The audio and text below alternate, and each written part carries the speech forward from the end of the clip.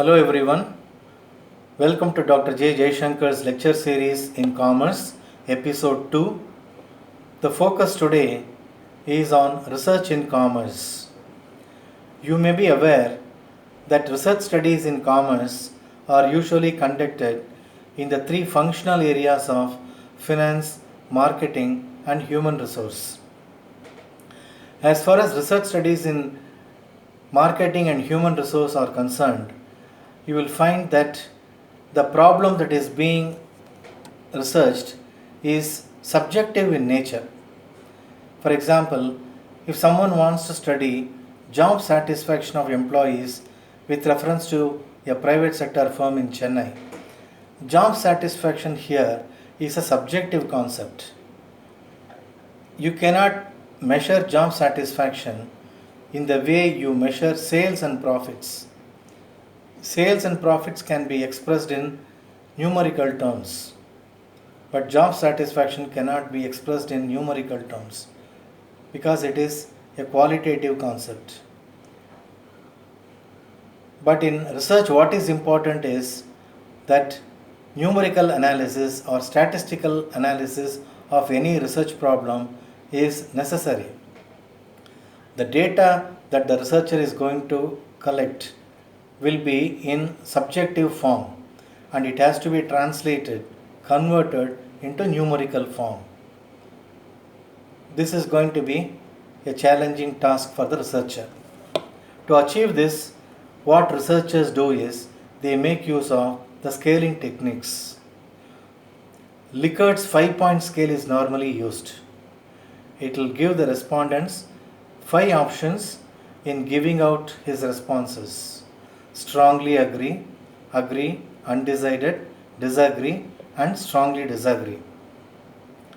So the questionnaire contains statements pertaining to the problem that is being studied, and 5 options are given to the respondents. So he will choose one option for each statement. Now the researcher is going to assign numerical values to the responses, so he will know the total score of every respondent. Now the researcher has succeeded in converting the qualitative data into quantitative data, and it is possible for him to carry out statistical analysis. Now, secondly, talking about research studies in commerce, you will find that any phenomenon in commerce is being influenced by hundreds of thousands of variables. Let us take the case of job satisfaction itself. Job satisfaction is determined by numerous variables. Is it possible for the researcher to consider all those variables in his study? Salary, social security benefits, employer-employee relationship, then work environment, and so on. All these are determinants of job satisfaction. Will it be possible for the researcher to include all those variables in his study? No, definitely not. Then how is the researcher going to choose the key variables of his study? It is for this reason the researchers have to do what is called literature review. A review of the research studies conducted already would give the researcher an idea as to what has been done already and what is it that he can do in his work. So if someone wants to study job satisfaction, he has to review job satisfaction studies done already. So this would give him an idea as to the variables not considered by the earlier researchers. In other words, he has to identify the research gap, which is an important step in research. Thirdly, any study in commerce and other social sciences will be based on a sample size because it is not possible for any researcher to include all the units of population in his study. For example, someone wants to study job stress with reference to the employees of IT companies in Chennai. Let us assume that there are 50 IT companies located in Chennai and there are around 20,000 employees employed in all those companies. Will it be possible for the researcher to include all those 20,000 employees working in those 50 companies for the purpose of his study? It will not be possible. So he will have a sample size. Let us say that he has a sample size of 1000 employees. Now, this 1000 employees that he has as his sample size will have to be picked up from the companies in such a way that the sample represents the universe. Supposing the researcher decides to have the 1000 employees from one or two companies which are located very close to his house, if that is going to be the consideration or the criterion for the selection of sample, then the method that he adopts is convenient sampling, and in such a case the sample cannot be considered as representing the universe. So in determining the sample size and also in selecting the sample, the researcher has to ensure that the sample is not only adequate, and he also has to ensure that it represents the universe, it represents the population. Time also plays an important role influencing the findings of research studies in commerce. 20 years back, a study conducted on services of retailers in the market would have hailed, would have appreciated their services. But today it's a different situation altogether. Nowadays, more and more buyers prefer buying goods online from online companies such as Amazon and Flipkart. So, retailers are gradually losing their importance. People buy goods online mainly because of the so many benefits they derive, like big discounts, then the facility of door delivery, cash on delivery, and so on. So, what was considered relevant, what was considered desirable and good 20-25 years back may not be considered to be desirable today, or may not be considered to be the choice of the buyers today. Nationalization of banks would have been hailed by a research study conducted 40 years back. In those days, we had only nationalized banks and a few cooperative banks. But now, if you see the banking sector, we have so many foreign banks and also private sector banks competing with the nationalized and cooperative banks. So the situation today is entirely different. This has happened mainly because of the influence of the time factor. Regional differences also play a crucial role in research in commerce. In natural science, regional differences don't matter.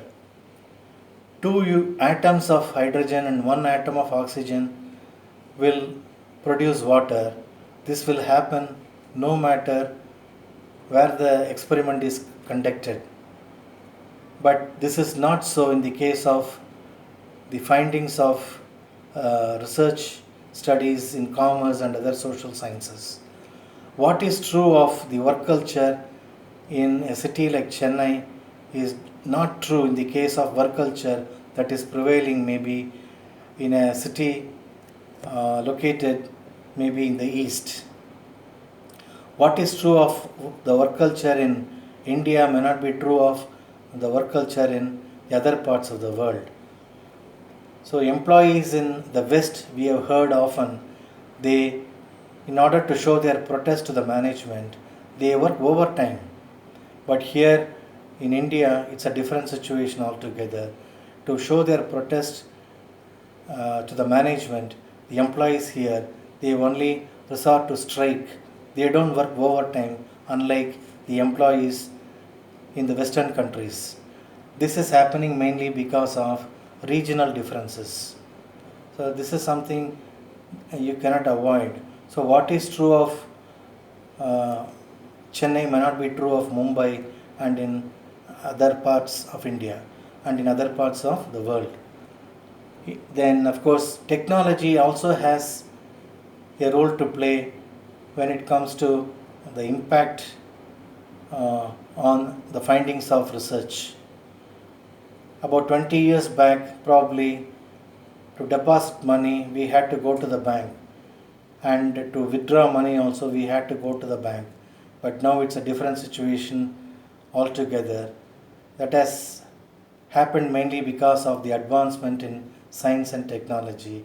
Now it is possible for us to do any banking transaction without the necessity to go to the bank. So money can be transferred online using internet banking or using mobile banking facility. Then cash can be drawn anytime from any ATM. The service is available 24 hours. Those days banks worked for only for limited hours, but it's a different situation altogether. Anytime money can be drawn. This has happened mainly because of the advancement in science and technology. So the services of banks that were once hailed, and by a research study, if that research study is now referred by some researcher today, he will find that it has no relevance now because it's a different situation altogether. Similarly, insurance policies are now issued online. Those days, to get an insurance policy for an individual, either for himself or for his two-wheeler or four-wheeler, he had to go to the insurance company, pay the premium and wait for a month or so to get the policy delivered to him. But now everything is done in no time online. So this is happening mainly because of the influence of technology. Government also has a key role to play, and the impact of change in government policy on the findings of research in commerce is also significant.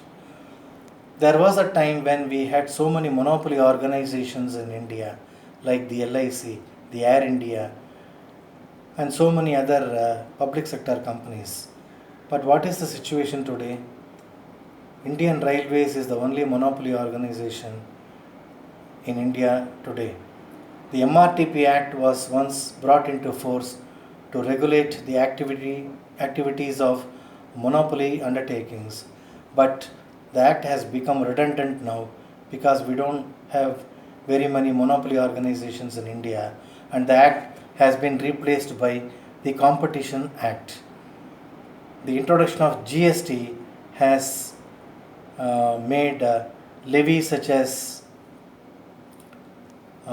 excise duty and also VAT, it has become meaningless today.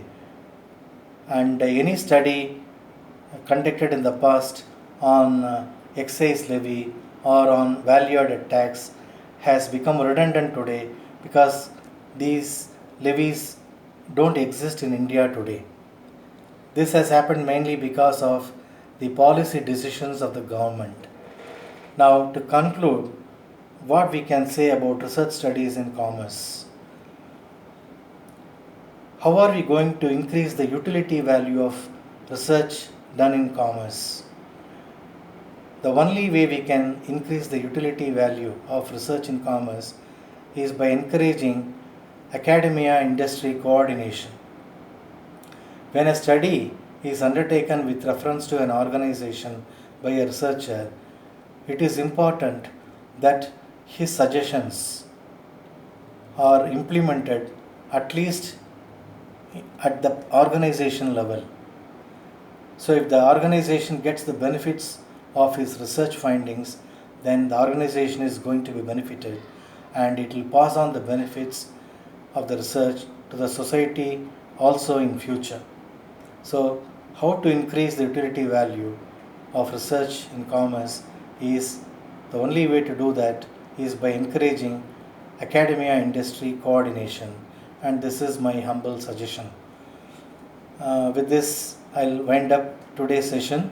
I am sure you would have found it interesting. See you again in the next episode. This is Dr. J. Jaishankar signing off.